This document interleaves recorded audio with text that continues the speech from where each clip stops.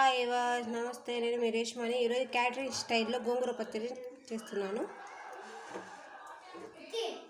ప్యాన్లో ఆయిల్ వేసాను, కొన్ని మెంతులు, కొంచెం మినపప్పు, అలాగే కొన్ని శనక్కాయ పప్పులు వేసి కొంచెం వేయించుకోవాలి.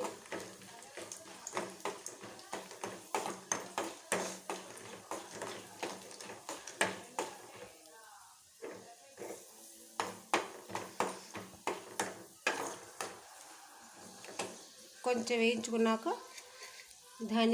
జీలకర్ర ధనియాలు,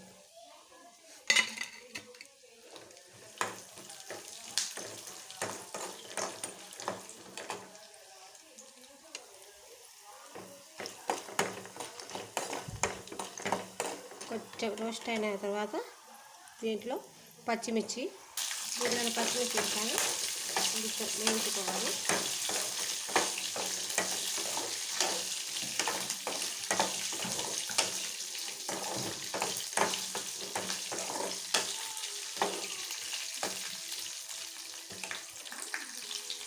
దీంట్లోనే కొన్ని టమాటా ముక్కలు,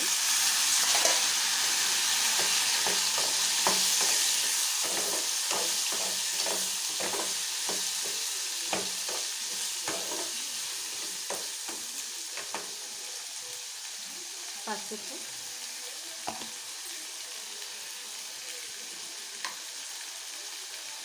కొంచెం సాల్ట్,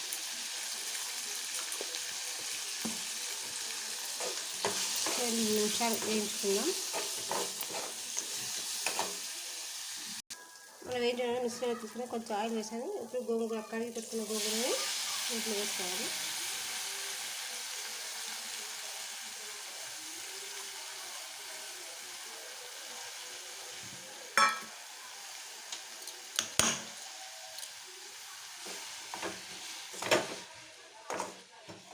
గోంగూర తొందరగా మగ్గిపోతుంది ఫ్రెండ్, బాగా మగ్గాలి.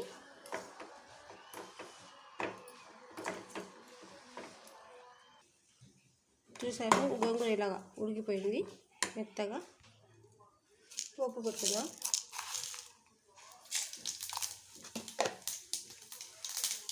ఆవాలు, మినపప్పు, శనగపప్పు, వెల్లుల్లి, ఎండుమిర్చి,